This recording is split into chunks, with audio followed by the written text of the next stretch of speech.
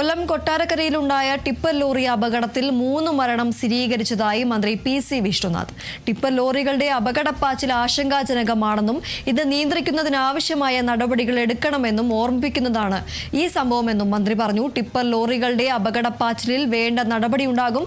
പരിക്ക് പറ്റിയ ഒരു കുട്ടിയുടെ നില ഗുരുതരമാണ്. പരിക്കേറ്റവർക്ക് വേണ്ട സഹായം ഗവൺമെന്റ് ചെയ്യുമെന്നും മന്ത്രി പി.സി. വിഷ്ണുനാഥ് പറഞ്ഞു.